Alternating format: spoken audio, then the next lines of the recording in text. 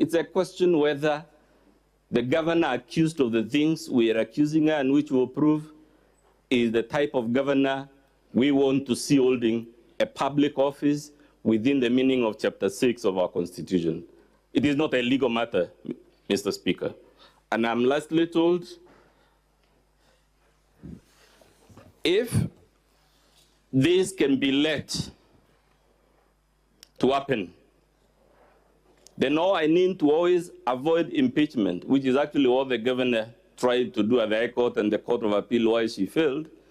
All I need to ensure as a governor, if this were unanswered, to ensure Article 81 is dead, is to ensure whenever I commit a breach of the Constitution, there is a court case like happened in this matter, where proxies were obtained to file various suits in court so that they can come under the pretext. And even in your own standing orders, Mr. Speaker, as well as those of the County Assembly, you will note the mere fact that a matter is in court does not stop the Senate or even the National Assembly. You can even take notice, Mr. Speaker, that as we speak, there has been a matter in Shakahola, which is in various courts, criminal courts, and I've seen committees of parliament examining the same persons who are facing not just employment courts here, but actually criminal courts, and nothing has stopped either the Senate or the National Assembly. And that is why even your standing orders give the Speaker the latitude to decide whether a matter that is in court should nonetheless be deliberated upon and a decision made by Parliament, in this case the Senate, as the representative of the public conscience. Lastly, Senator Veronica. Thank you, Mr. Speaker. Just a clarification from the Council for the County Assembly of Meru. We have seen this judgment, is it a ruling, the one that you are relying on the contempt proceedings? And 37C on page, I think you know where it is. 37C talks about the respondents not having the audience of the court until the contempt is purged. I think the witness has confirmed that he's now being paid, they have been reinstated, or did I get it wrong? I hope that's a correct position. Council, do you treat that as a purge to that contempt? Now that that is no longer, those offenses are no longer taking place and they have been reinstated, would you treat that as a purge? And I know that the sentencing is awaiting before the court. And if the sentencing is awaiting, would you still say the matter is not pending before court?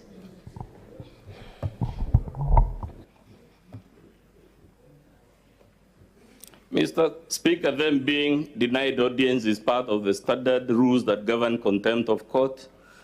If you're convicted, like the governor has been, you're denied audience until you purge the contempt. The governor has, of course, attempted to purge this contempt as we speak. I use the word attempted because the witness told you the letters appointing his replacements have not been recalled. They have not been rescinded, so that as we speak, we have the witness here and his 3 colleagues who are the substantive office holders, and then we have the other persons who are also in acting capacity. The purging of a contempt, Mr. Speaker, is something in the realm of mitigation of sentence. That's why you're denied audience until you purge it. So the fact that someone has purged the contempt does not undo the conviction. The conviction still remains, and as we speak, even if she purges and apologizes and recites whatever prayer about it, it will always remain the record of the court that she was convicted and that conviction has not been set aside.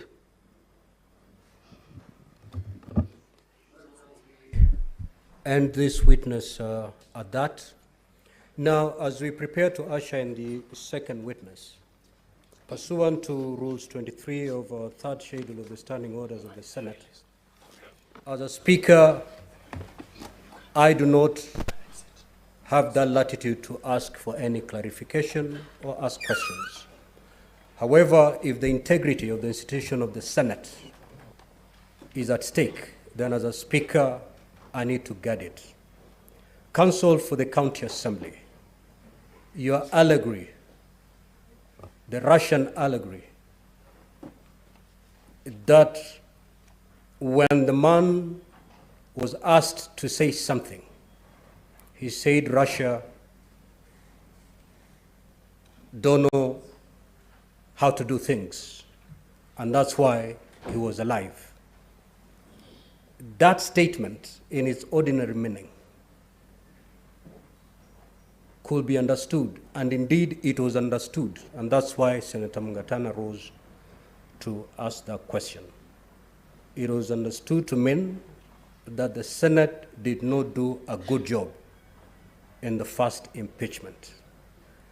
I don't know, Counsel for the County Assembly, whether you still want to have that allegory as part of your record, or at this juncture, you want to take it away from the record? Mr. Speaker, my allegory was not a slur on the Senate. It was, as I said, about a person who was lucky to escape a certain fate, and instead of refraining from utterances that had placed him in that fate, continues doing it after the rope breaks. And I was clear in my allegory that even in Russia, this was understood to be an act of providence, that the man in question was lucky.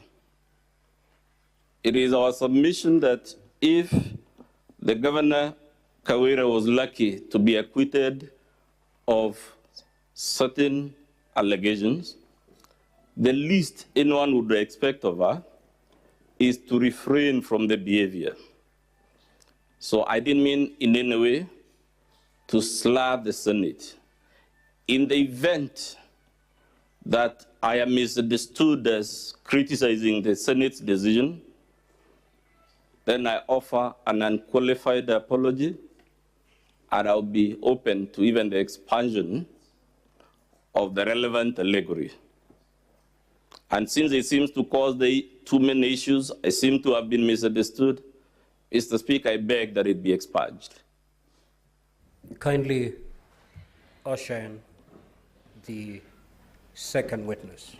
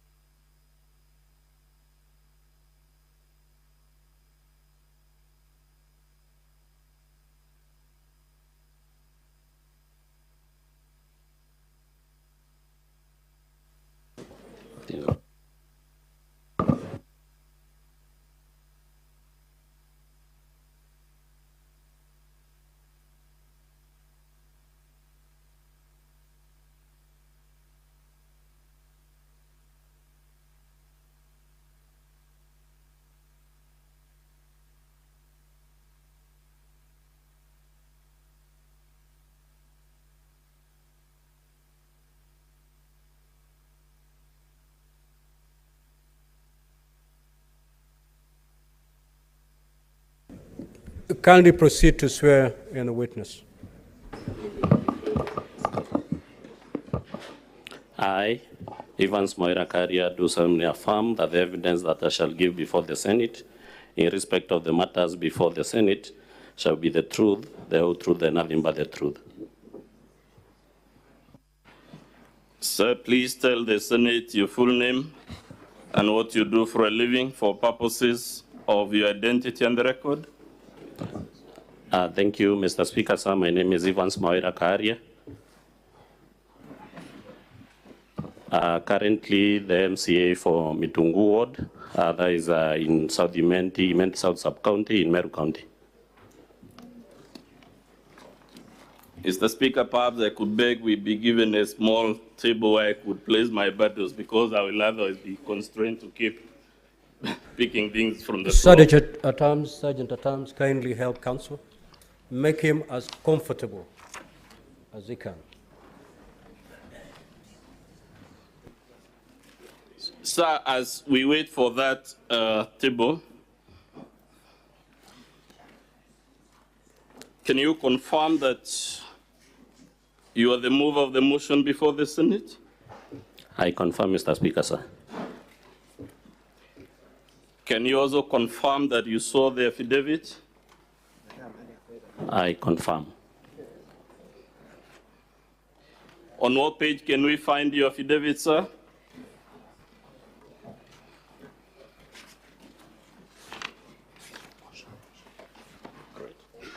Yes, this is much better. Good. Yes, I can manage.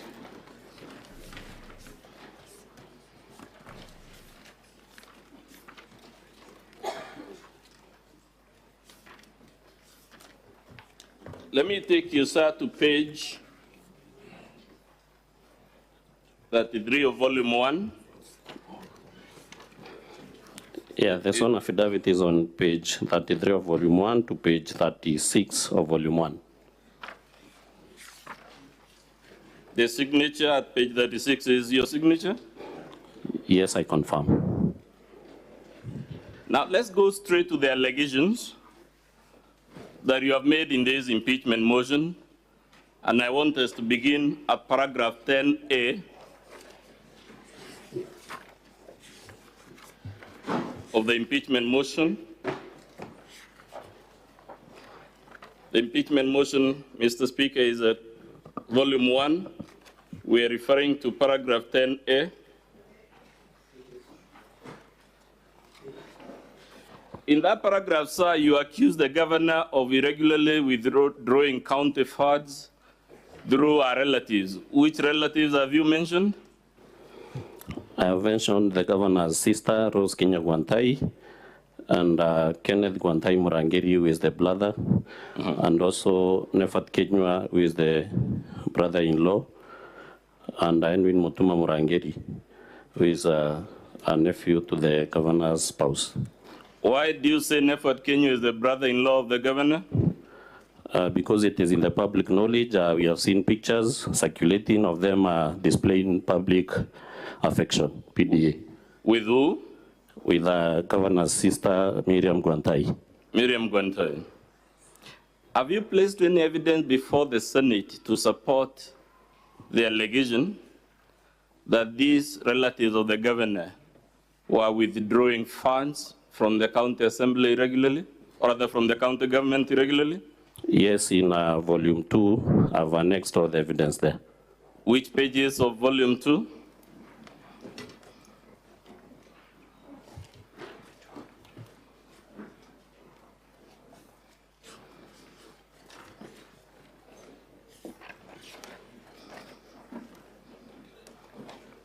From pages 1 to pages 29 of volume 2. From pages 1 to 29? Yes. Let's begin at page 17 of volume 2.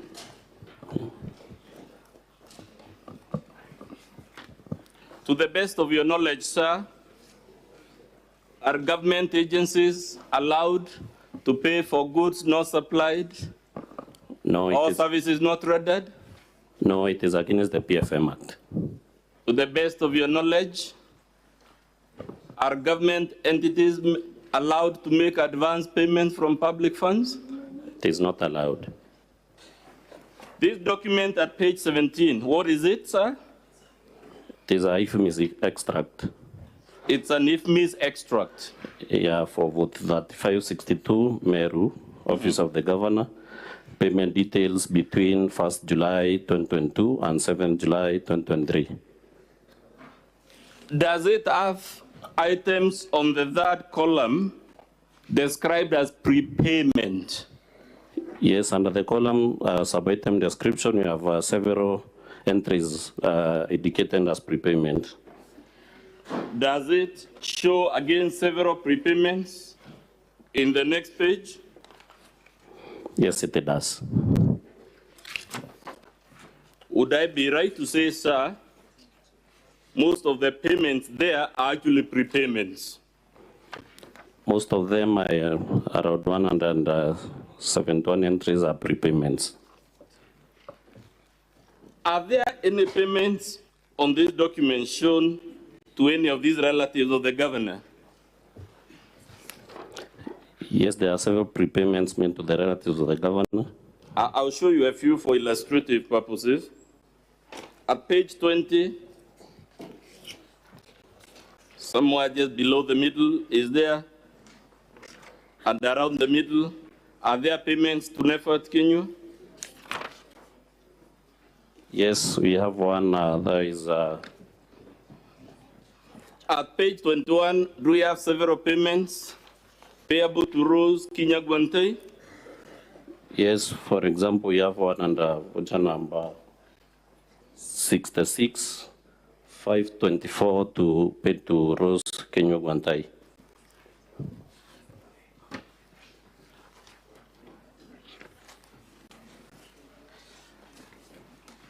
You will confirm, sir, because we are constrained for time, that actually we have tens, if not hundreds of payments indicated as prepayments to these relatives of the governor between page 17 and 29. Yes, I confirm, and for purpose of record, one Rose Kinyagwante appears 31 times, indicated as prepayments paid a total of 3,144,228. Kenneth Gwantai Murangiri, who is the brother to the governor, also appears 31 times, having received prepayments totaling to 545,500. And Nefat Kenywa Meme, who is the in-law, appears 4 times, having received total payments of 2,887,000. And there are several others who are also not relatives to the governor. But let's stick to the governor's relatives for now. Under this IFMIS extract, what is the amount in total paid to the governor's relatives as prepayments? I've stated Rose Kinyagwante has been paying a total of 3,144,228. Kenneth Gwantai Murangiri, the brother to the governor, has been paying 31 times. That is a total of 545,500. And Nefat Kenywa Meme, the in-law, has been paying for that 4 times. That is 2,807,000. So the total is how much for Kenneth, Nefat, Kinyagwante? What is the total paid to these relatives as per that IFMIS extract? I've not calculated the totals, but it's around a figure, maybe totaling to around 6 million, an estimate of 6 million. 6 million and some more. A figure of 6 million. Let's forget the governor's relatives for now, while still on the IFMIS.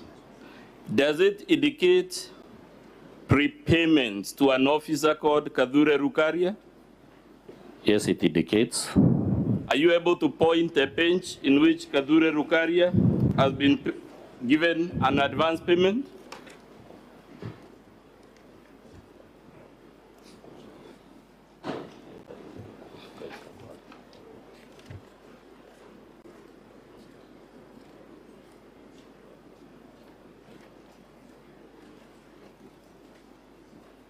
On page 23, sorry, there's a prepayment paid to Kadhure Rukaria, Catherine. Yes. Of 340,000. That is page 23 of our volume 2. To save time, sir. And also on the same page, Kadhure Rukaria has also received 107,500. Several entries are there. Who is Kadhure Rukaria to the best of your knowledge?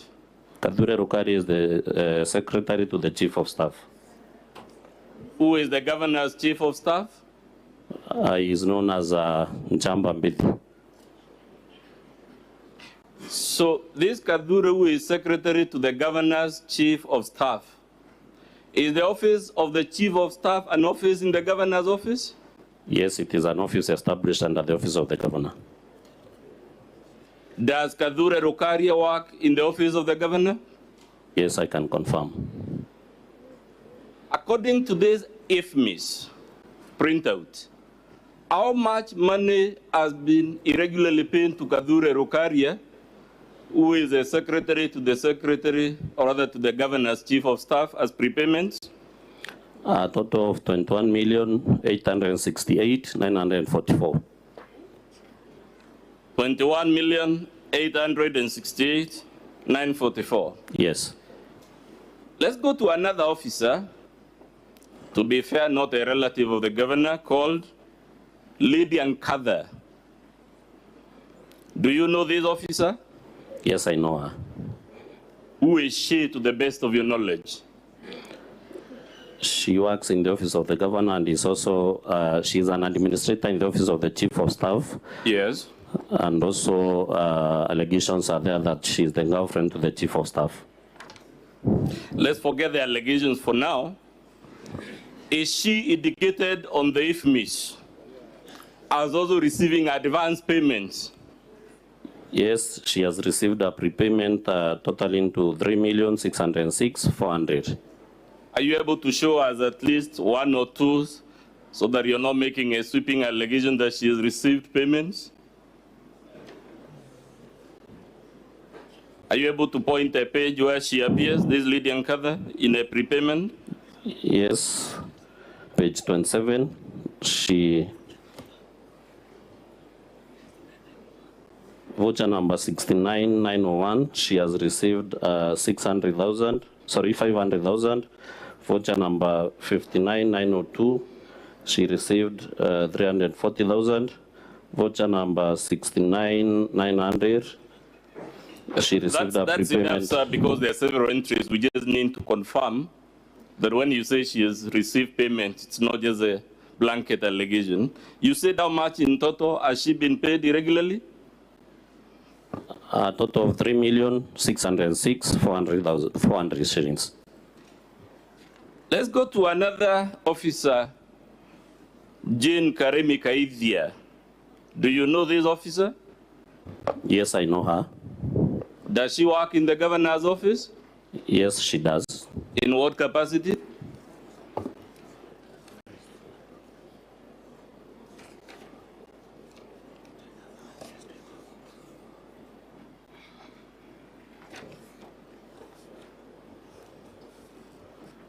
In what capacity, sir, does Jane Karimi work at the governor's office? She works under the office of the Chief of Staff. Okay.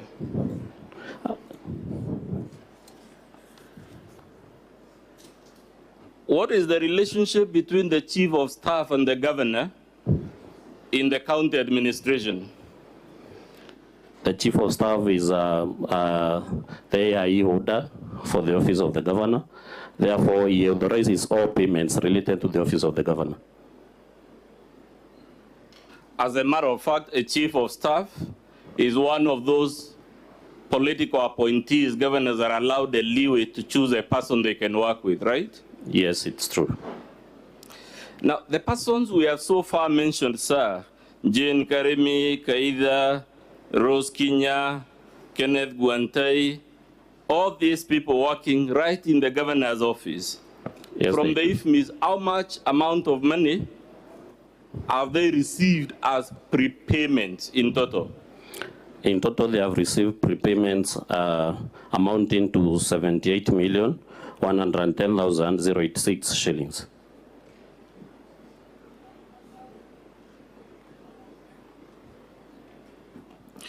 We will later on come to the answer the governor has given for these irregular payments. For now, I want us to go to the next allegation.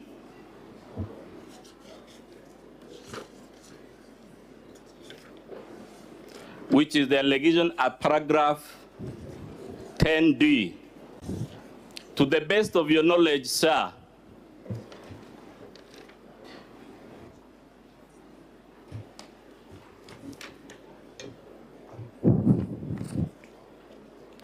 to the best of your knowledge, what is the allegation at paragraph 10D? What is the complaint?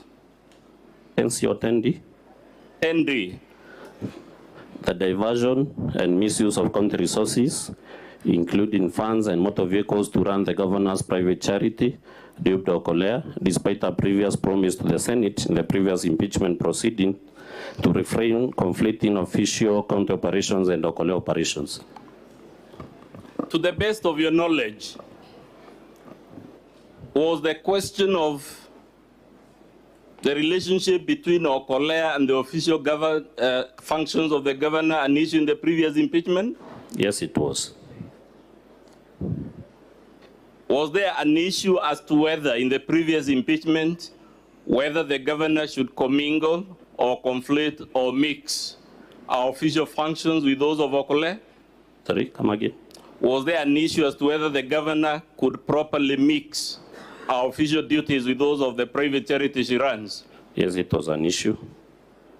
But have you placed any evidence, sir, to show the governor has been commingling our official functions with the Okolea functions and specifically diverting county resources to Okolea? Yes, I've adduced the evidence on pages 42 of the volume 2, pages 43, pages 48, 49, 50, and 51, and also there's a video in support. Let's go to page 42. What is that document? There's a miscellaneous criminal application number 025 of 2023 in the matter of application for custodial orders. Let's go to page 43 of the same volume 2. What does paragraph 3 say? Paragraph 3 states that on the 17th day of September 2023, the governor of Meru, Honorable Bishop Kawira Mwangaza, convened Okolea meeting at Bridge International Preparatory School in Makiri area within Maua municipality. Where is Makiri? Makiri is in Maua, just adjacent to the deputy governor's home. So this rally was held adjacent to the deputy governor's home? Yes. Do you believe it was a genuine charity that was being held at the adjacent to the deputy governor's home? I don't believe so, because I watched the proceedings and I also saw the governor castigating the deputy governor, in fact praying that a wrath can visit his family. Saying what again? During the rally, I watched the proceedings. Yes. And it was a rally convened to disparage the deputy governor, because I saw the governor praying, kneeling down and asking the congregants in the rally to pray so that a wrath can visit the deputy governor's family. Okay. Let's go to paragraph 8. Mr. Speaker will later show you why it was important to provide that context. But let's go to paragraph 8. What does paragraph 8 there say? It states, paragraph 8, that the respondents and their group damaged several motor vehicles belonging to the county government of Meru, and for some individuals, that is registration number KEX 574V and KCB 845F, using stones and other crude weapons, and an act which culminated in a cow belonging to the governor being stolen and killed, which is prejudicial to public order and the security of the county. We were told in the opening statement that we are misrepresenting the ownership of the motor vehicles. Is that paragraph clear that the specific motor vehicles named are private? It is clear because it earns and for some individuals. It earns for some individuals, and it indicates the registration plates given are for the individual vehicles, isn't it? Yes. Does it also indicate that several motor vehicles belonging to the county government were damaged? Yes, it does. Should motor vehicles belonging to the county government be present in an Okolea function, which the Senate was previously told is a private function, charity? They shouldn't, because we have been told previously it is a private charity. But who is the maker of this application you have produced at page 42? Who is the applicant? The applicant is the Republic through DCI Igembe South. It is the Republic of Kenya through the DCI. And the name of the DCI is Kelvin Wafula, PC Kelvin Wafula, number 11, that's 748. Police Constable Wafula, isn't it? Yes. Would you, in the ordinary course of events, expect a police officer to make such allegations frivolously? No, since they were also made in front of a competent court of law. As a matter of fact, has that police officer sworn an affidavit in support of this allegation? Yes, he has sworn an affidavit. Where is that affidavit, sir? Affidavit is on page 45, 45, 46, and 47 of volume 2. Again, you confirm the affidavit mentions, I believe at page 43, paragraphs 3 and 8, again, the same motor vehicles and the same allegations we read, isn't it? Sorry? Can you confirm that paragraphs 3 and 8 of that affidavit again mention Ngabana Kawira Mwangaza, and they mention them that county motor vehicles? Yes, yes, it does.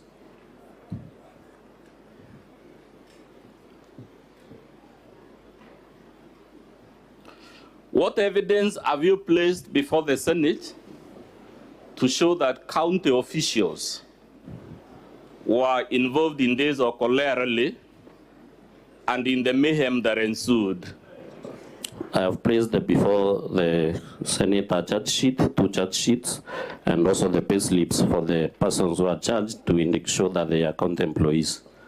So where are those documents to be found? Page 48, 49, 50, and 51 of volume 2. Let's confirm just 2. Who is the county official charged by the DPP at page 48? He is called Salesio Munene Kanga alias Samaritan. Have you placed the payslip to show this particular gentleman is an official of the county? Yes, on page 50. At page 50? Yes. Mr. Speaker, I now request that we play videos in support of count 2. They are brief videos, we can have them played. No, in support of count 1, sorry, Mr. Speaker. Video in support of count 1.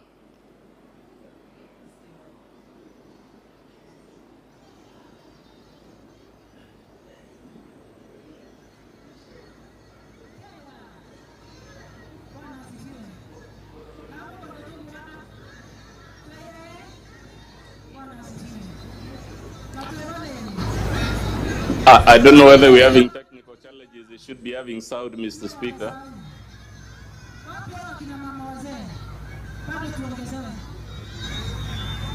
Can the person playing the video restart and put it at maximum?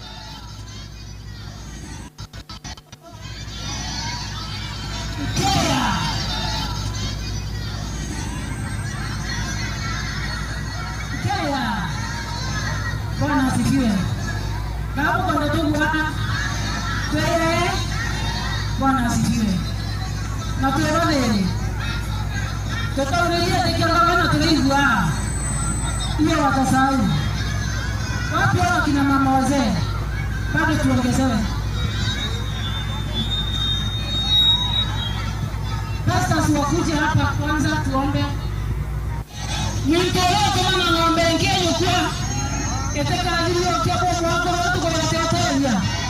Unaona angalia mambo yako yote mwa. Tunaenda kwa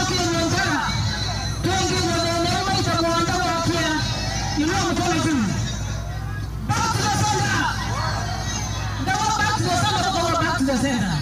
Without too many. No too many. Everyone is on there. I can't go in. I don't know what it is. I don't know what's going on. Now back to the center to go back to the center. On the back here. Bwana asifiwe. Tutiana hura. Katiba ya Kenya rete Kenya muntu kweta onje ala kwenda. Oni ndenga bana nteri nyaka ana kumukuma compound ile tukana tia mochiri wako nyungwa. Yote mochiri wa muntu. Kwa hivyo kama umepangwa kukuja hapa, tuko hapa tayari, tutapambana kiroho, tutapambana kisheria na hakuna uoga. Bwana asifiwe. Na ingo shokelea ile okay ya kuwa no koromo ikawera ari Ngabana 2077 yete kuraya. Ruama na maoro yako ile. Tukutambue. Tukiomba kutambua no tukua tumira ana beto kwa maia. Hiyo ni ujinga na ni mpumbavu. No ndoto kwa ya wangu ni maia. No ndoto maana bakuru ni maia. Ya wangu ana moko kuogera maia. Kana wewe ya wangu ya maia. Tukuone kiani neke. Ile tu akutambua. Lakini hii chimete nyamba. Otumira tu ana to hizo zeri.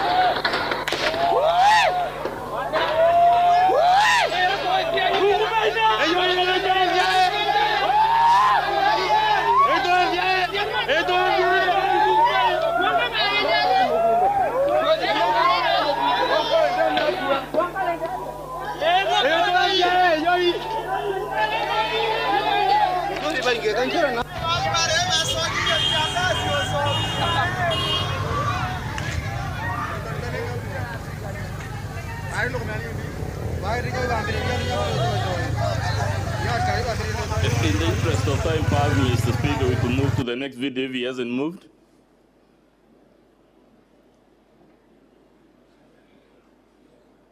Maybe to add, Council, the transcript of what is happening in the video is on pages 52 and 53 of volume 2. In that video, have we seen the governor addressing the crowd there? Yes, I've seen her.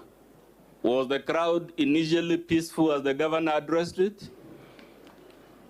Yes, it was. Did the crowd at some point turn violent? Yes, they turned violent.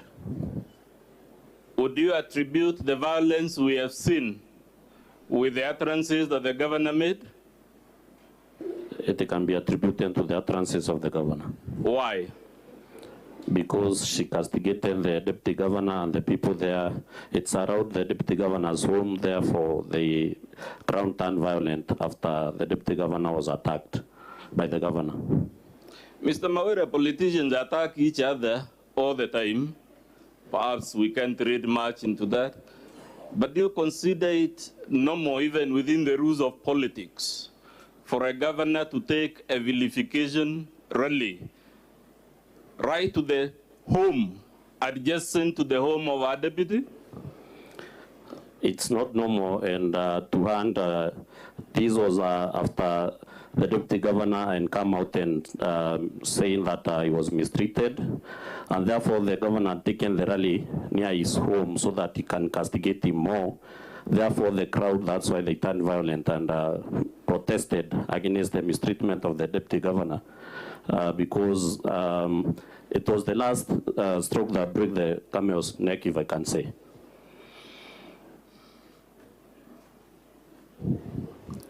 Is the violence we have seen in that video consistent with your charge that county motor vehicles were damaged, as we have seen from the police officer? Yes, but because we can see vehicles being stoned, and the police officer saw an affidavit that county government vehicles were destroyed during that rally, meaning they were present in the rally. Let's go to count 2 of your impeachment motion, specifically paragraph 12A, where you accuse the governor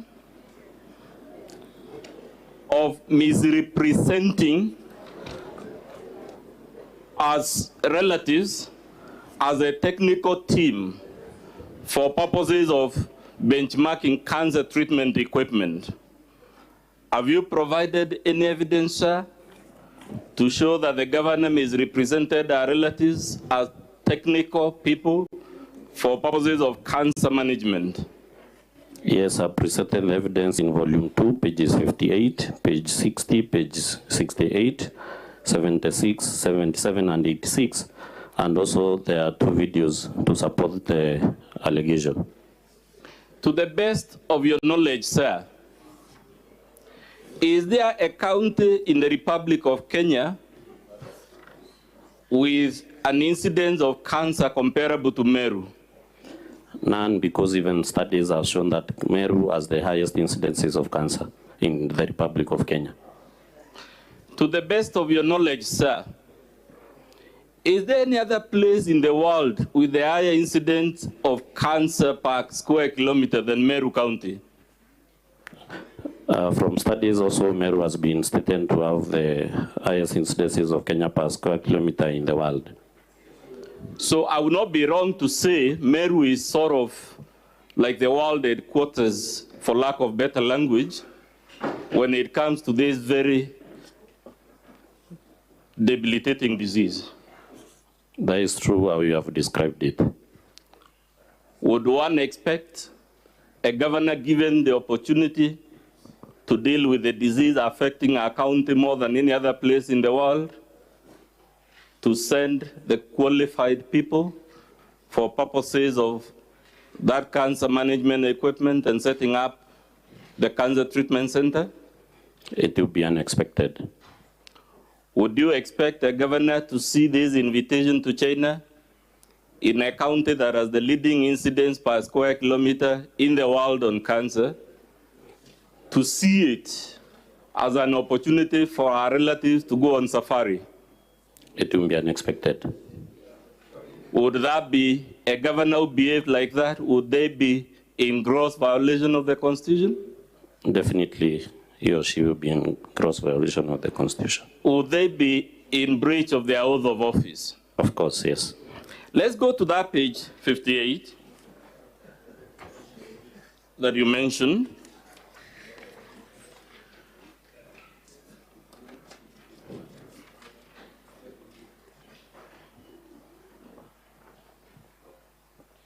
At paragraph 4, does the governor admit that these people we are talking about are our relatives, at least 2 of them? Yes, she has admitted by indicating that one is a security personnel and the other one, the sister, is a personal assistant. That letter, sorry, Madam Speaker, I've lost track. I'm a short-sighted man, that's why I was requesting for. That document you just read begins at page 57, right? Yes, it starts at page 57. At the top, it says it's coming from what office? County Government of Meru, Office of the Governor. There's a letter from the Office of the Governor. Yes. To whom is it addressed? The Chief Executive Officer, Ethics and Anti-Corruption Commission, Integrity Center. And what is the date of this letter? 26th October 2022. So you confirm as of 26th October 2022, there were already issues about the governor's relatives and nepotism and involvement in the county. I confirm. Let's go to page 60. What is that document there, sir? It's a letter addressed to the Governor of Meru, Her Excellency Kawira Mwangaza, from the Beijing League Tech Company Limited. Who is Beijing League Tech Company Limited? From the letter, it's a company in China that specializes in linear accelerator machines designed to treat cancer. What does paragraph 1 of that letter say? It says, we are delighted to invite you and your distinguished members to visit us in China for you to witness and benchmark our state-of-art linear accelerator machines designed and manufactured in China in reference to our planned cancer treatment center in Meru, Kenya. So this company planned to set up a cancer treatment center in Meru? Yes. And in paragraph 2, what type of equipment do they say the governor and our distinguished team should go and benchmark? Indicate that they will also have an opportunity to visit other medical equipment manufacturer that produces digital radiography, X-ray equipment, and mobile C-arm that they plan to manufacture and assemble in Kenya, preferably in a designated special economic zone. Let's go to page, I believe, 76.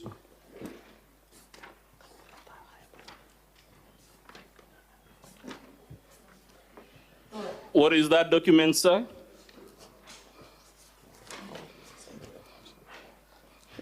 It's a letter from Office of the Deputy President, State Department for Devolution, addressed to the Principal Secretary from the HRM and DO1. What is this letter requesting? What is it about? It's about travel clearance to China. And what does it say? The county government of Meru has requested for clearance from its county officials to travel to China for a study tour. Beijing Lake Tech Co. Company will meet all the expenses pertaining this trip. Then it indicates recommended for travel and also forwarded herewith please find letters on the above subject for your consideration and signature.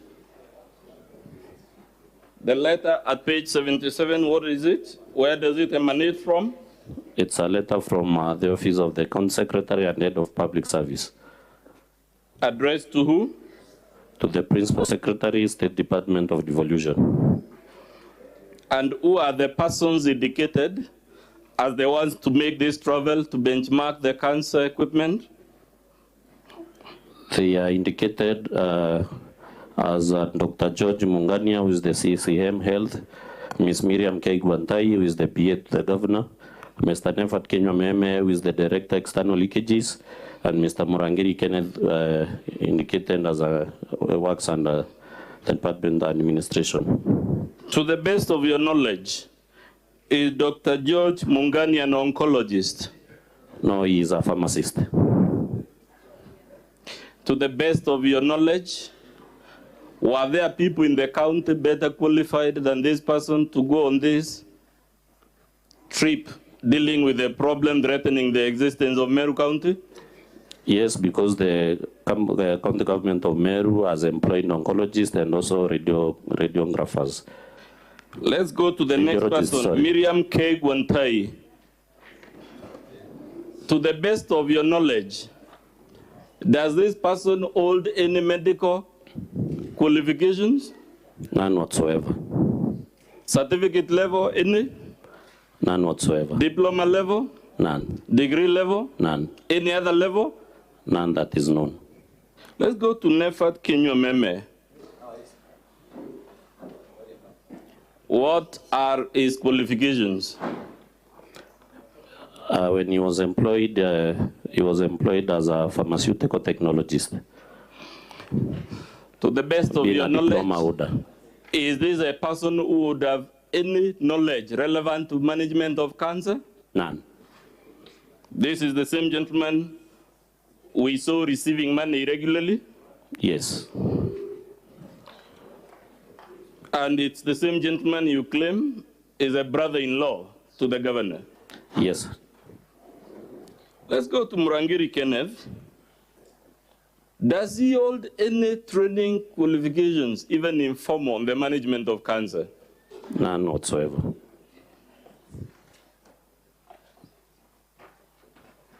Let's go to the letter, page 78.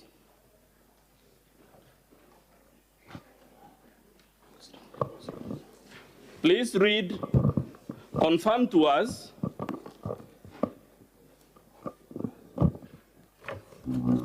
Sorry, come again. Page 78 of volume 2. Yes. Is this a letter from the county government of Meru?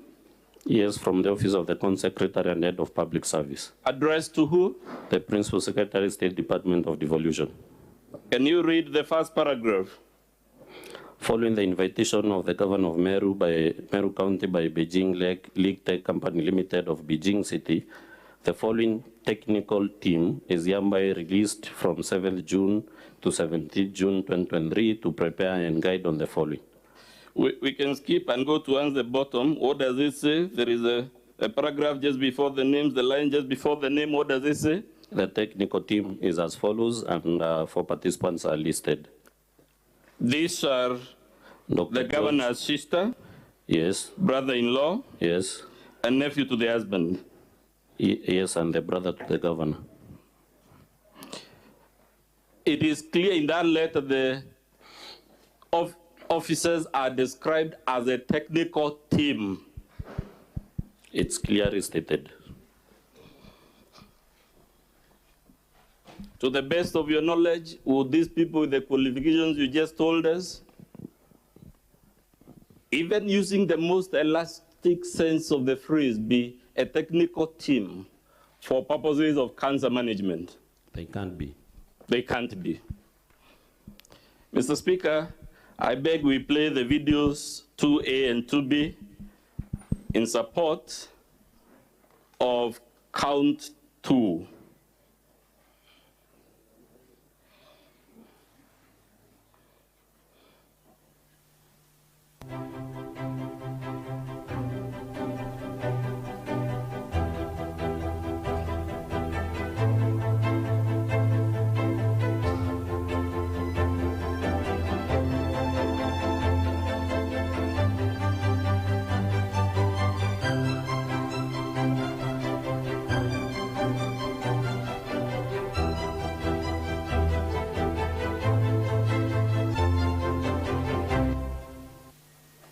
We can play the next one so that we take the questions together.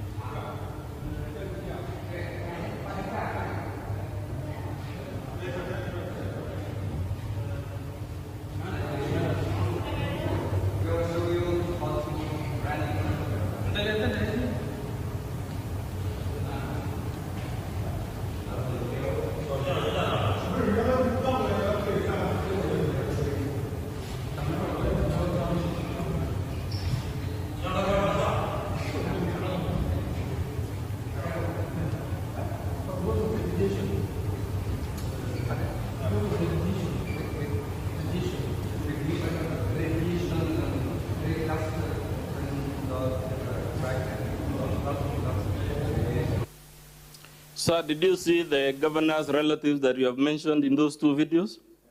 Yes, I can see them. Did you see in those videos what on its face appears like highly sophisticated cancer management equipment? Yes, I've seen one. People of the qualifications that the governor sent on this trip, would you expect them to know what type of equipment those are and whether they are good for managing cancer? I don't expect them to know. As a matter of fact, sir, you yourself, with all your qualifications, would you, looking at those machines, have the capacity to advise the government of Meru whether they are good cancer management equipment? I have no ability to do that. To the best of your knowledge, even a lawyer like me, would he be able, even with all the books we have read, be able to form any informed opinion as to whether those are good or bad equipment for managing cancer? I don't believe so. Do you know any reason other than the fact that these officials are the governor's relatives, that they were the ones chosen to attend this trip? I don't know any other reason. 12B of your impeachment motion, you accused the governor of appointing Edwin Mutuma Murangiri as CEO of Meru Youth Service and acting chief officer of the Department of Finance. Yes. What did you say are Edwin Mutuma's qualifications? Edwin Mutuma Murangiri, from the records that I have, was employed as an auditor, cooperatives auditor.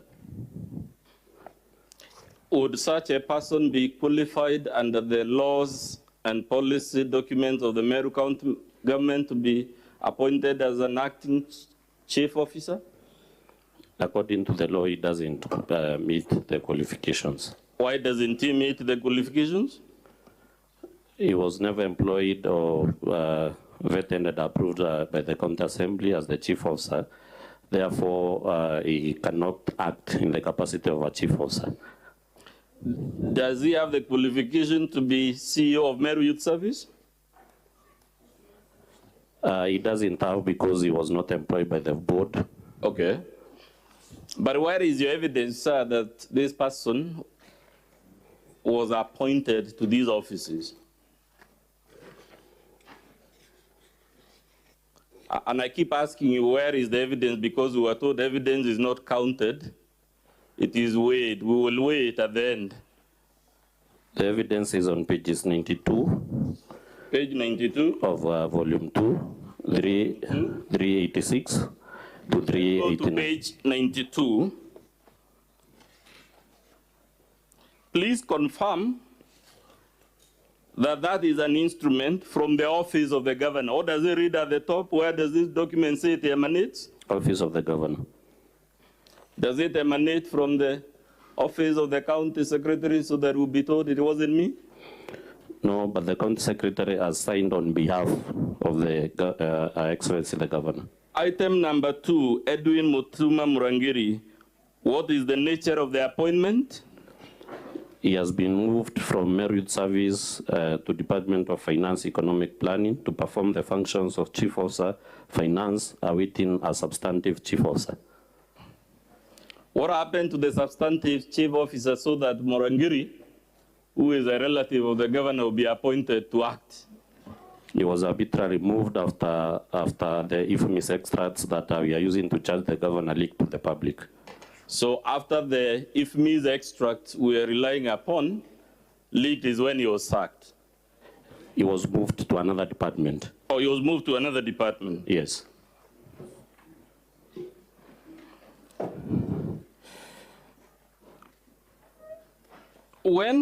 Let's go to page 386 to 389 that you mentioned.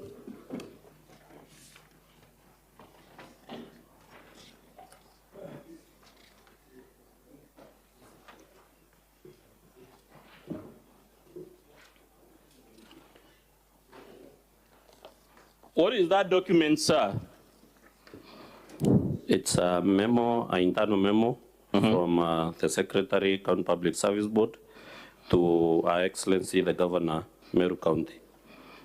And what does it address? Submission of nomination list for candidates interviewed for the post of chief officers in the county. What is the date of this document? It's dated 11th November 2022. Is Edwin Murangiri, who we have just seen being designated as acting chief officer, was he even shortlisted? No. For that position? No. As a matter of fact, did he even apply for it? I would believe it didn't, because it didn't appear in the long list and also in the short list. Would the reason he didn't apply be because he was not qualified in the first place? I believe so. But you just told us the document at page 92, you have told us the substantive chief officer was moved after the IFMI's report became public, right? Yes.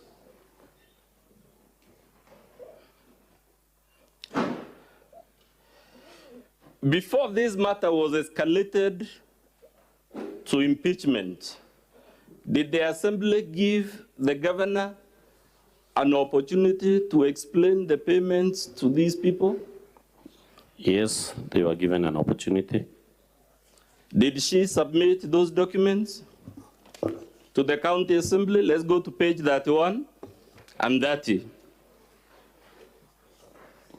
They declined to submit the documents on the basis that there was an audit that was ongoing. Let's go to the letter, page 30. What is that letter? It's a letter from the clerk of the county assembly addressed to the CCM, Finance, Economic Planning and ICT, requesting for certified IFMIS extract statement for the executive arm of the county government of Meru for the financial year 2022-2023. Is the county government legally and constitutionally obliged to submit such documents to enable the county assembly to exercise its oversight function? Yes, they are obligated by the law. They're obligated by the law. Yes. Did they comply with that law requiring them to submit these documents? They declined to comply. What reason did they give at page 31? They give, maybe I can read. Yes, you can read the second paragraph. The CCM Finance states that the Public Finance Management Act under Section 164 makes provisions for the county treasury of the county government to prepare and submit to the Auditor General the annual financial statements in respect of county government in formats to be prescribed by the Accounting Standards Board. These statements shall include the services for which the appropriated money was spent, the amounts actually spent on each service, the status of each vote compared with the appropriation for the vote, a statement explaining any variations between the actual expenditure and the sums voted, and any other information specified by the county treasury. She continues to state under in the last paragraph that as at the moment, the county has prepared and submitted the financial statements to the Auditor General, and the Auditor General is in the process of auditing the financial statements which form part of our response to your request. As shown in the attached... If we leave it there for the sake of time, were you asking for financial statements from the governor's office? No, but the IFMIS extracts for the financial year. So you asked for IFMIS because we had earlier on in the opening statement somebody setting our own question and answering it. Did the assembly ask for financial statements so that this document would be a valid answer? No. Would you therefore consider this a valid reason for the failure to submit the documents? It's a reason that cannot hold water. It's a reason that cannot hold water. But Mr. Mawere, if the assembly asked the governor's office to submit documents and they refuse, can someone be held to blame the assembly then for escalating the matter to impeachment? Nobody should do that.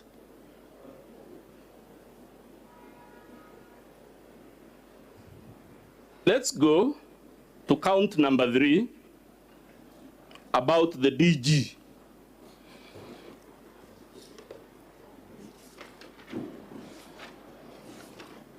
Paragraph 14A of the impeachment motion, you accuse the governor of excluding the deputy governor from county executive committee meetings. Yes. Under our law and our constitution, is the deputy governor a substantive member of that executive committee? Yes, because it is clearly stated under the law and the constitution. As a matter of fact, would that committee be validly constituted in a situation where the DG is excluded deliberately? It cannot. But sir, have you produced any evidence to show that the DG was excluded from the meetings of the CAC? Yes, in volume 2, pages 101 to 103, 226, 231, 233, 234, 235, and 236. Pages? 101 to 103. 101.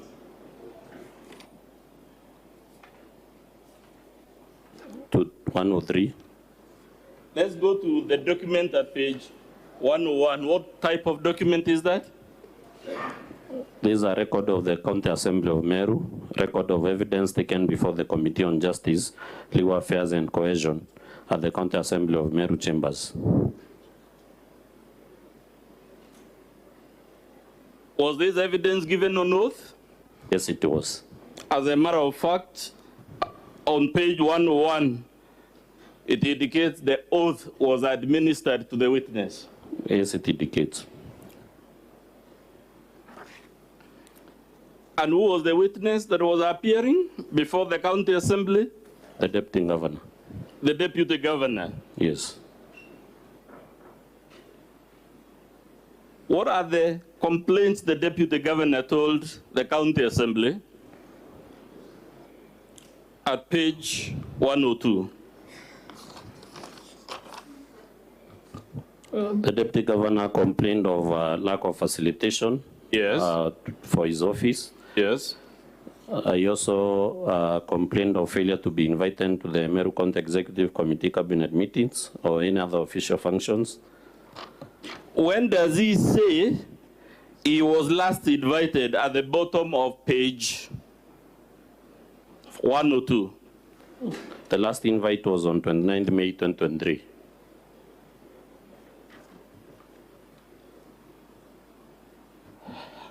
Let's go to 226.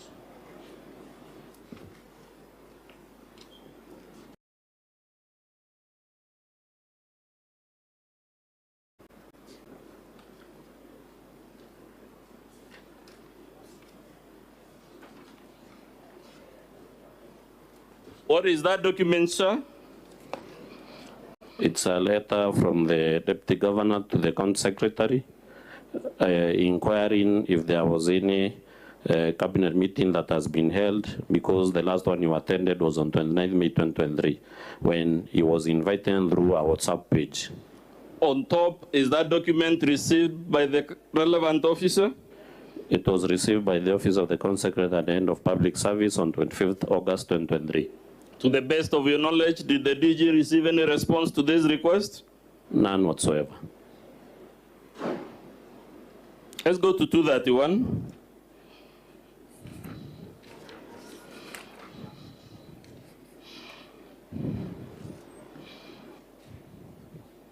What is that document, sir? It's a letter from the office of the deputy governor addressed to the speaker of Meru County Assembly on failure to be invited for Meru County executive cabinet meetings and or any other official events. 233.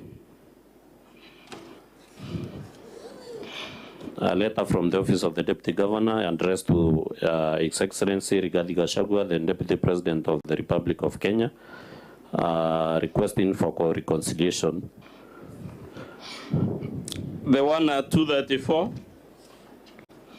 A letter from the office of the deputy governor addressed to the clerk, the clerk of the Senate of the Republic of Kenya, on failure to be invited to the Meru County Executive Cabinet meetings and or any other official functions, events, lack of facilitation and withdrawal of staff to the office of the Deputy Governor since April 2023. The one at 235 and 236, what are they?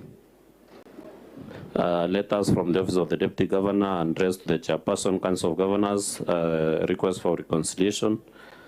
And the one on pages 236 is still a letter from the Deputy Governor addressed to the County Secretary, following up on cabinet meetings. You confirm from these documents, sir, the problem in Meru has been referred to the Assembly, right? Yes, I can confirm. It has been referred to the Council of Governors, right? Yes. It has been referred to the Deputy President of the Republic, right? Yes, I confirm. It has been referred even to the Senate, right? Yes. To the best of your knowledge, has a solution been found even after roping in the good offices of all these agencies of the state? There's not been any solution found to the problem. There is no solution to the problem. Yes. Let's go to paragraph 14B and D about bullying, undermining and insulting and demeaning the DG through WhatsApp groups.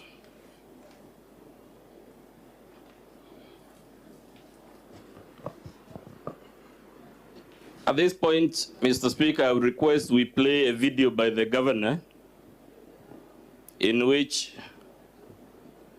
the deputy is accused of chanting. It was mentioned in the opening statement. That video was played in the opening statement where the DG is seen with some rowdy youths apparently singing fairly unfortunate songs against the governor.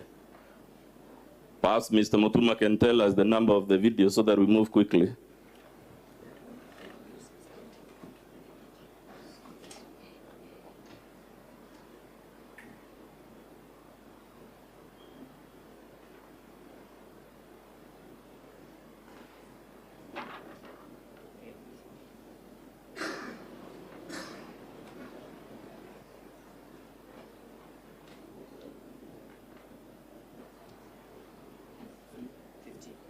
KMV? Yeah, I'm told it's KMV 15 from the governor's videos.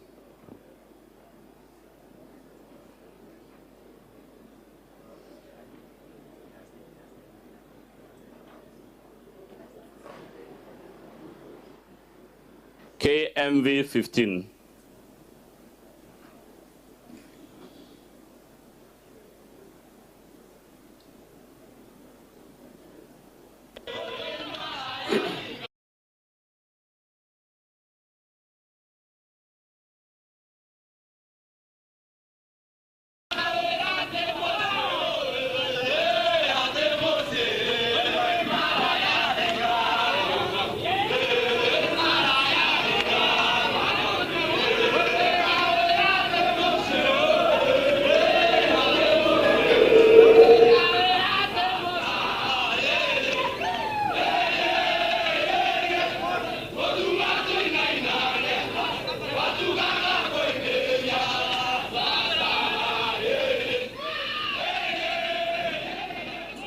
We can pause it there, Mr. Speaker.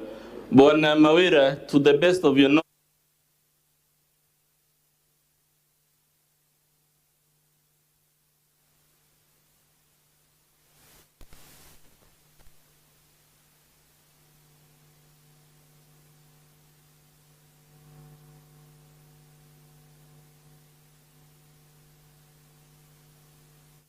you can give us even an estimated date. It doesn't have to be an exact date.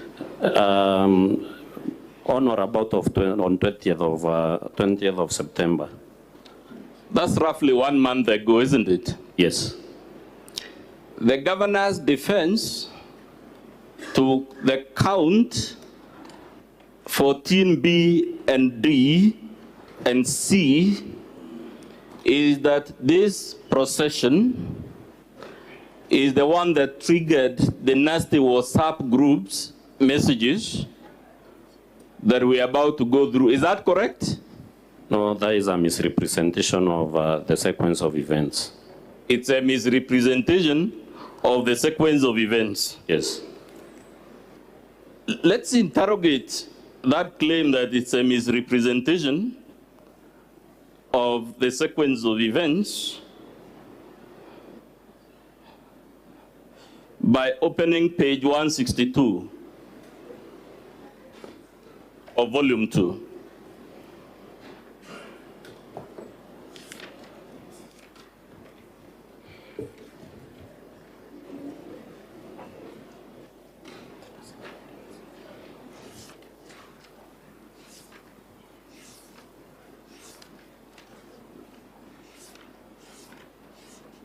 I'm sorry, Mr. Speaker, it's page 149. My short-sightedness is not doing me much favors, but it's okay. Page 149. Yes. When did you say the procession occurred, the one we just saw on the video that is said to be the justification for the WhatsApp messages? On or about the 20th of September. On or around 20th September, barely a month ago, isn't it? Yes. At page 149, we start now looking at the WhatsApp messages. What is the time stamp on that WhatsApp message at page 149 at the top, and the date stamp? It's dated May 20th, 2023 at around 18:33 hours. Would I be correct that this, therefore, the vilification through WhatsApp groups actually occurred about 4 months before the event the governor said was the trigger? Yes, I confirm.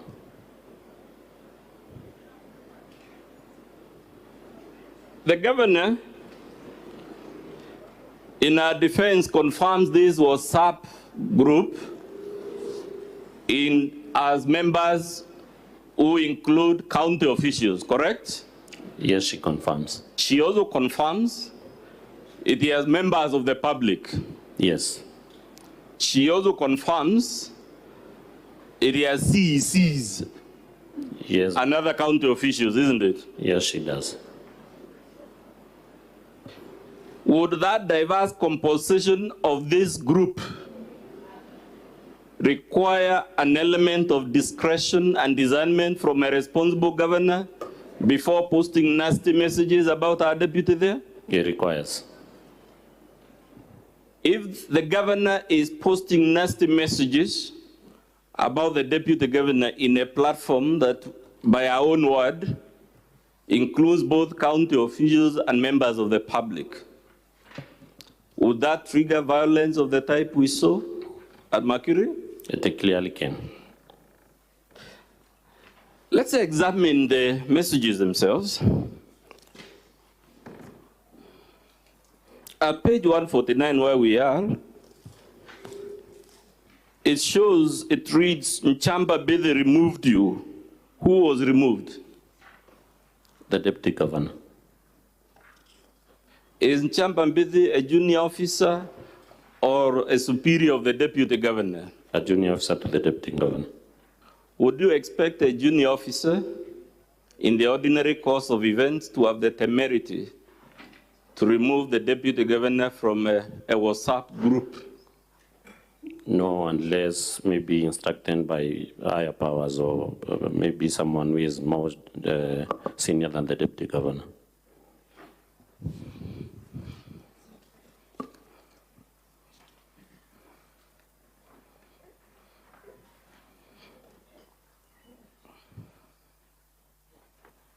Let's go to page 162.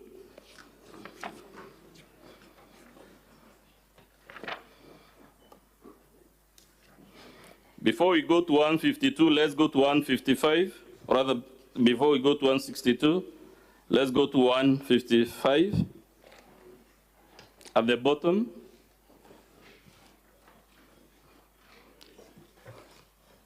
it shows again the deputy governor was removed from this group by who? Honorable Mutia. Who is Honorable Mutia? He is a chief officer in the county government of Meru. In a functional county government, would you expect an ordinary chief officer to have the guts to remove a whole deputy governor from the group unless acting on powers of someone above the deputy governor? No. What is the date stamp at the top again? May 27th, 2023. This was again 4 months before the rally that is alleged to have triggered these nasty messages, isn't it? Yes.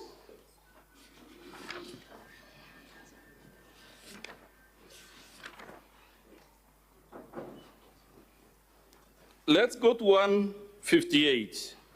A post there by Kiambi Adheru. Who is Kiambi Adheru in the middle of the page?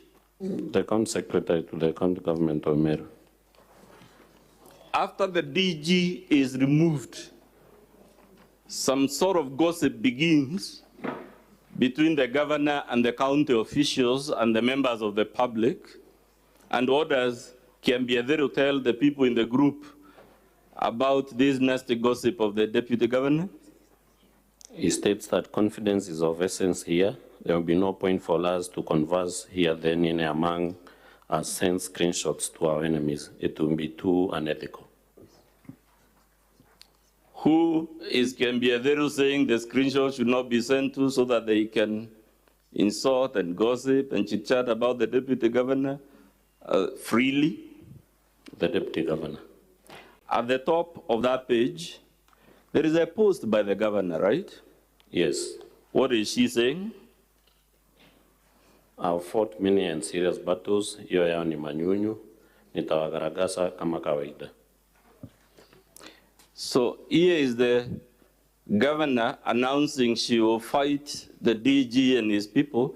Is this occurring before or after the event the Senate is being invited to believe was a trigger of these very unfortunate things? Way before the event. And there is a Diane there again replying. Who is Diane? Diane, I believe, is a public member because I don't know what position he owns. Let's go to 160. There is a post there by the governor herself. To the best of your knowledge, the number given there, is it the number of the governor? Page? 160. Oh yes, it's the governor's phone number. What is the governor telling our junior officers in relation to our deputy governor after they have removed him from the group? She states that CEO Mutia panga retreat ya sub-county and under the means to chome jeshi. So the governor is recruiting what that means in our war with the deputy governor. Yes. Would you expect a governor familiar with the dignity expected of that office to do that? It is not expected. And what does this junior officer tell the governor after he's been told to mobilize the what that means to fight the deputy governor?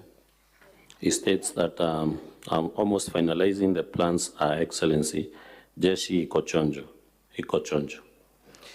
This governor who is organizing this Jeshi and the governor we have seen on those videos at Makiri,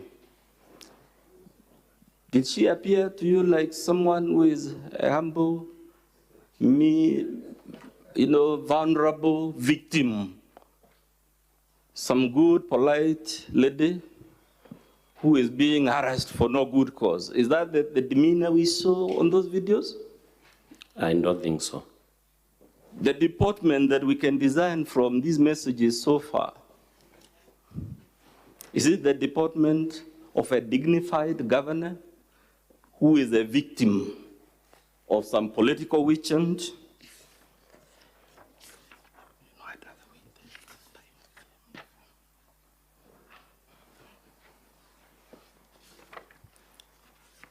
Did you see in these texts the tone, language, discernment of a dignified governor? It isn't. At page 162, the DG says, or rather the governor says, no, not the governor. Yes, it's the governor at the top. What does she say? And DG mobilized fewer levy.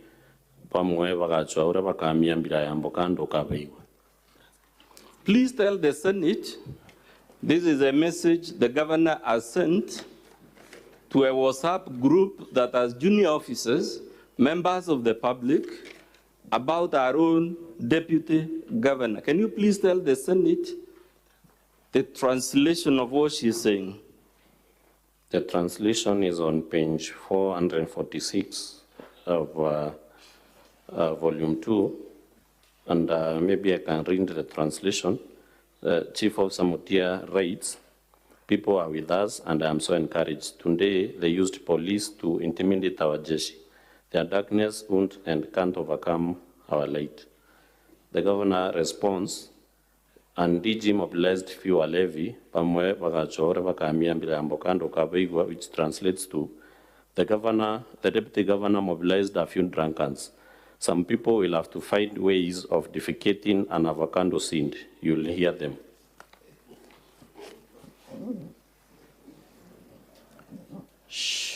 Does this sound to you like a dignified message by a governor that, according to our Constitution and Chapter 6 laws, should bring honor and dignity, both to our office and that of the DG? It isn't now, especially considering that this was posted in our WhatsApp group with junior officers to the deputy governor and members of the public, of course. Again, was this message before or after the event now offered as an explanation for what triggered these very unfortunate messages? It was way before there around May of 2023. 4 months before. Yeah. Let's go to page 163. There is a post there by a junior officer called Nkanata responding to the governor's very unfortunate message. What does Nkanata say? He states, we few pakavona vaikone. Again, what in your understanding was this junior officer now saying about the DG? He is exclaiming and saying that they will suffer the consequences.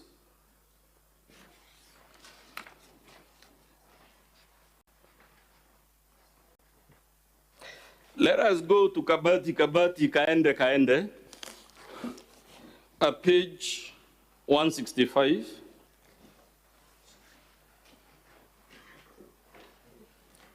What does the governor say in response to a junior officer called Ganata? She states that I've fought many and serious battles, hiyo yao ni manyunyu, nitawagaragasa kama kawaida. Just relax and watch the space and concentrate in development, kabati, kaende. Back me with prayers and seeing deliverance of our Father. He has done it for me, and the promise high end is beautiful.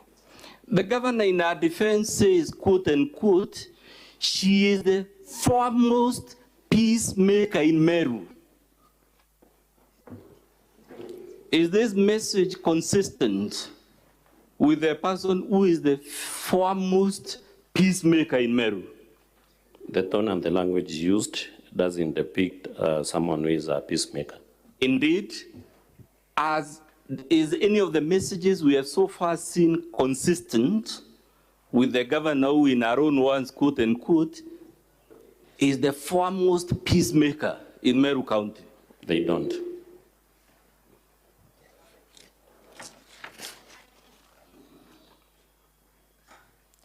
In page 166, what does Governor Mwangaza write in response to a junior officer called Kiambiatheru? Let's begin with Kiambiatheru. What does he say that the governor is responding to at the top of page 166? Kiambiatheru states that our enemies misadvised he, very unfortunate for him, that is in reference to the deputy governor. And then the governor responds by stating, he thinks I'm the type of a person who can be scanned by a useless, childish, mannerless, mobilized group of people with threats. Kwanza nitafinya kieleweke. Kwanza nitafinya kieleweke. Again, is this the language of a dignified, peaceful, peace-loving governor who is the victim of male chauvinism, who is a victim of Jurincheke, who is a victim? All these things she's saying, it wasn't me, I'm just a victim. Is this message consistent with such a humble, meek, and dignified governor? It is inconsistent.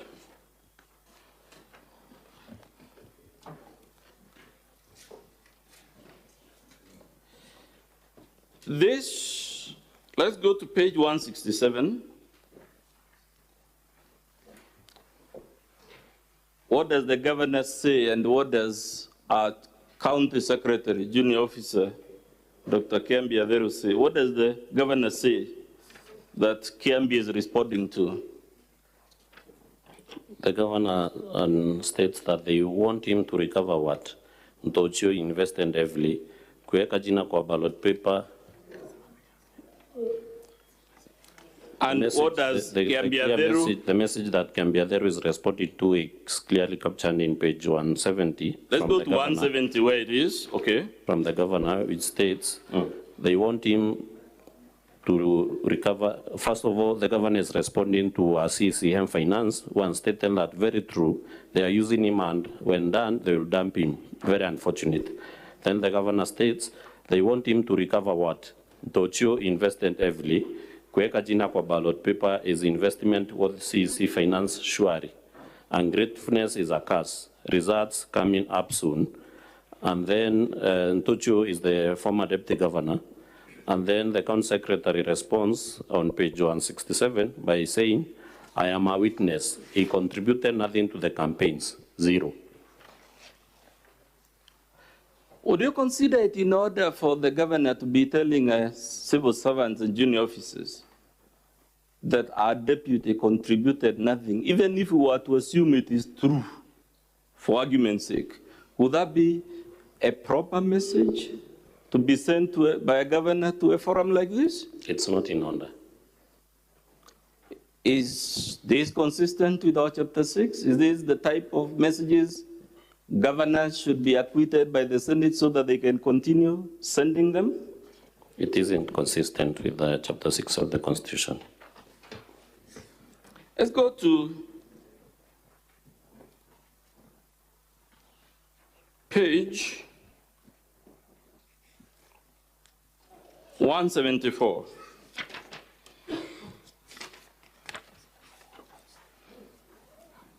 What is the governor telling Monica Kadono, who is a junior officer and specifically the CCM for finance? The governor is telling the CCM finance, the deputy apewe finance CCM laughable. Omchukue 2027 wape yeye finance needs. Let's go to 179.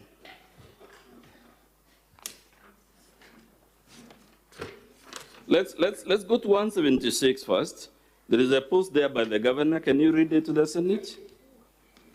Awa wajinga tuwanyamazie till 2026. Mute completely, concentrate with the development. They want to divert us from our agenda and join the madness. Kama ni kunyorosha, tukamatie chini. Wapige nduru kabisa. I show you direction. Meanwhile, we are here 10 bila breaks. Is this message consistent with the narrative of a peaceful governor who is a victim of some evil scheme to oust her out of office? It is inconsistent. Who are the people she was referring to as wajinga and whom she says nitawanyorosha na kuwakamatia chini? Other leaders from the great county of Meru. Should the governor be, for whatever reason, be sending such messages to junior officers and members of the public, even if we were to assume, for argument's sake, she has a valid grievance against other elected leaders? She shouldn't.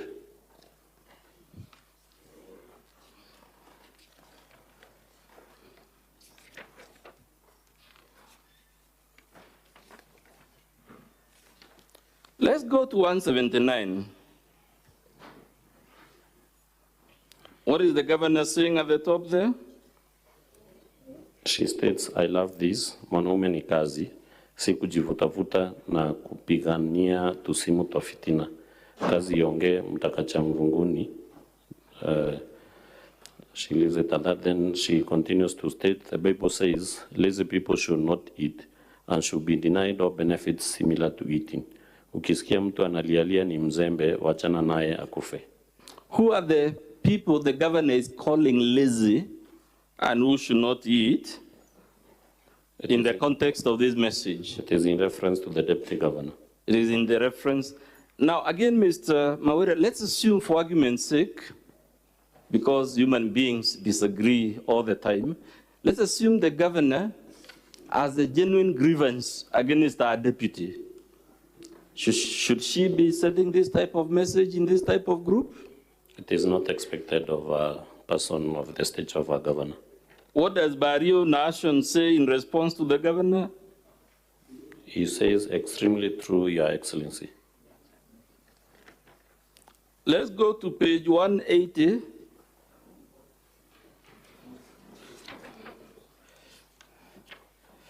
No, I meant page 190, Mr. Speaker.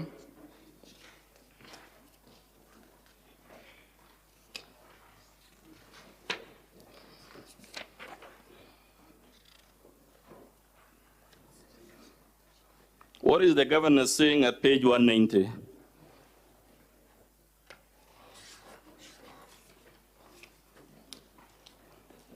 The governor says he is now claiming that Pesa Ofisi Sorry, yes, he is now claiming that Pesaya, office of the governor, to be split into two, Lafabu. Ojo akari ngoi murungu wengo atetumene in Jesus' mighty name. May Jehovah God, who sees the motive in every move, deal with our enemies speedily in Jesus' mighty name. And Nchamba Mbezi there, who is the governor's chief of staff, what does Nchamba Mbezi say that the governor is responding to? It is at page 191. He says, in my opinion, the issues going around the media are really fueled by the DG's silence. We all know well there was no planned trip to US that was cancelled. We all know there's no time that our DG's vehicle has ever been taken away. Our DG silence is really making my people to believe the fake rumors. If DG comes out and clears the air on the fake rumors, the current politics will be a thing of the past. Why do we have to go through hard times and the solution is within us? Who is Chamba Mbezi, the author of the post you just read? He is the chief of staff to the governor. Let's go back to 181, where the same Chamba Mbezi is again conversing with the governor in this group. What does Chamba Mbezi say? He says, Blessed weekend, Our Excellency, we have beheaded you 101%. Anyone trying to fight you is fighting us and becomes our enemy immediately. In your understanding, sir, would a junior officer, and we've asked this question a million times because it's important, would a junior officer be posting these things without the blessing of the governor? Of course not. Especially when that junior officer is the governor's own chief of staff? It is not expected.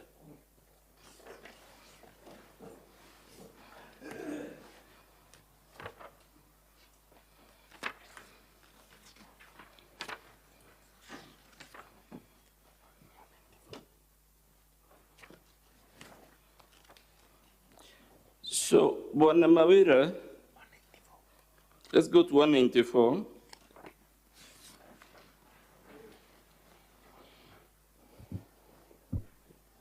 What does the governor say in that page? She states that Ian Ujinga, sponsored by DG, I'm issuing last warning. I don't entertain useless threats. My 15 years in politics have never seen such childishness and ukumbafu. The next message. Walinipea 6K, the entire constituency, and DG kituo yake, I was the last. Wanaongea nini sasa? The next. You want to eat what you never labored for. It's a curse. Next. Sunday was from Imenti, Tony from Imenti, Jordan from Imenti, and many others. Mbona sikusikia community issue, kuweka jina kwa ballot ni kazi. Watu wanatumiwa vibaya na hata wenye wanakutumia vibaya hawawezi kukupea even elected MCA.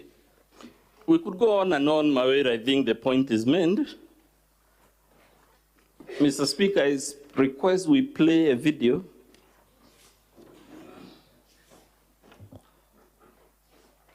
in which Nchamba Mbezi is seen on television saying some things about the DG.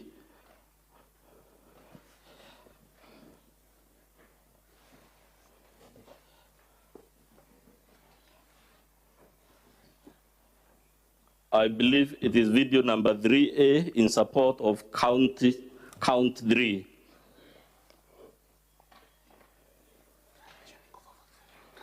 The translation of that video is in page 447, Mr. Speaker, or volume 2.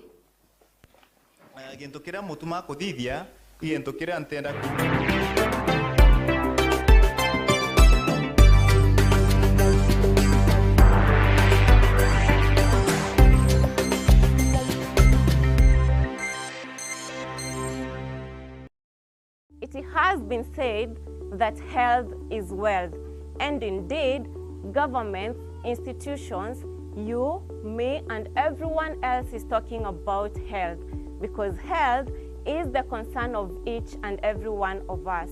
We have facilities, we have technology, we have equipment, we have competent medical professionals, yet still our people suffer from and in worst case scenarios, die from preventable and curable diseases. The question is, what is missing? Join me, Mumbi Mavuti, every Tuesday starting 6 to 7 p.m.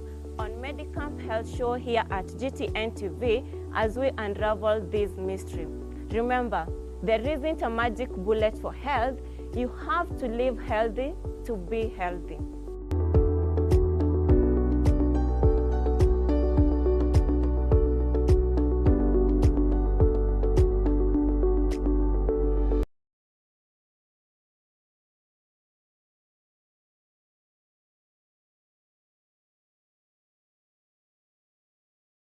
Gũtirĩ kĩndũ gĩa bata kuma gĩkĩro-inĩ kĩa mwana gĩgũtuĩka mũndũ mũgima. Nĩkĩo athuri a kĩama kĩa mwena ũthaya nĩmarakumĩrĩra gũgakorwo na igongona rĩa kũruithia hamwe na kũhe motaro imwana kwambĩrĩria tarĩki 13 nginya tarĩki 24 mweri wa 11 mwaka ũyũ tũrĩ. Maya mothe magakorwo magĩtabania thĩinĩ wa thukuru wa St. Teresa Kanyange Academy mwena ũthaya. Motaro maya nĩ ta kĩrĩra kĩa ũgima wa mwĩrĩ, motaro megiĩ mũikarĩre mwega, kũharĩrĩrio gũtuĩka ndungata ya bũrũri hamwe na rũrĩrĩ gatagatĩ ka mangĩ. Marĩhi nĩ ciringi 7,500 na kwĩyandĩkithia nĩ ciringi 200 na wĩyandĩkithia nĩ mbere ya tarĩki 10 mweri wa 11. Kũhoro makĩria na kũmenyithia iria ũgakua hũra thimũ namba 0725 565 498